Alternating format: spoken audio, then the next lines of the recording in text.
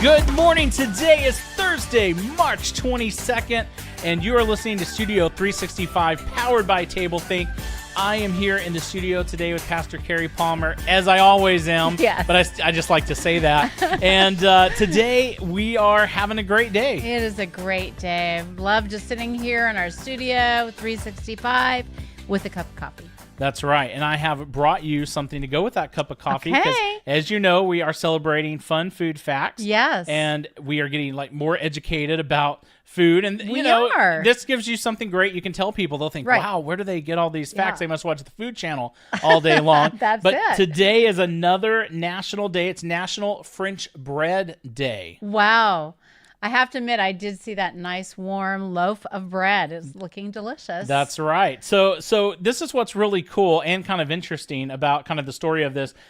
French bread is actually what we refer to as a baguette. So if you've ever been to Panera Bread, and they always give you this question, do you want an apple, potato chips, or a baguette? And you should choose the apple because that's the more healthier sounding thing. Yes, right. But and we've been doing healthy all month long. That's right. So for those who choose the baguette, but this is what's fascinating. Back in 1920, French labor law actually prevented the bakers from starting their day before 4 a.m. Which I wish that we had laws like that I know today. You do. Yeah, you're on a morning show and you don't like the morning. That's right. I could go with more like 10 a.m. Sure. But they had to come up with how can we cook something that could be even and done in time, and so they came up with the baguette. For the late nighter baker. That's right. That's right. So all right. Well, let me just say this. Studio 365 salutes. French bread and the baguette. Wow. This is a good morning. So here you go. Enjoy this with your coffee. I will. I'm going to, as we get started on what our word has been, start.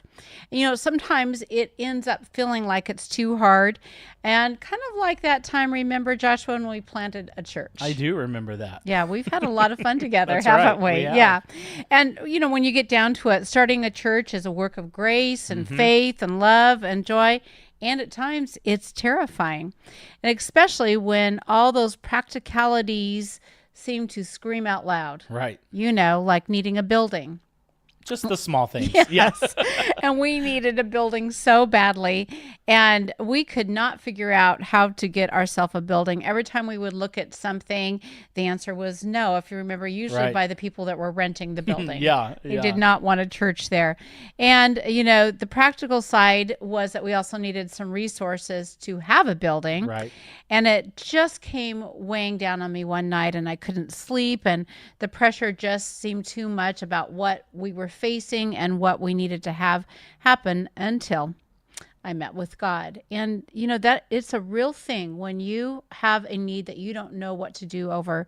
It's that place where God will just open the door and allows us to pray and participates in that prayer. And it was pretty amazing to me.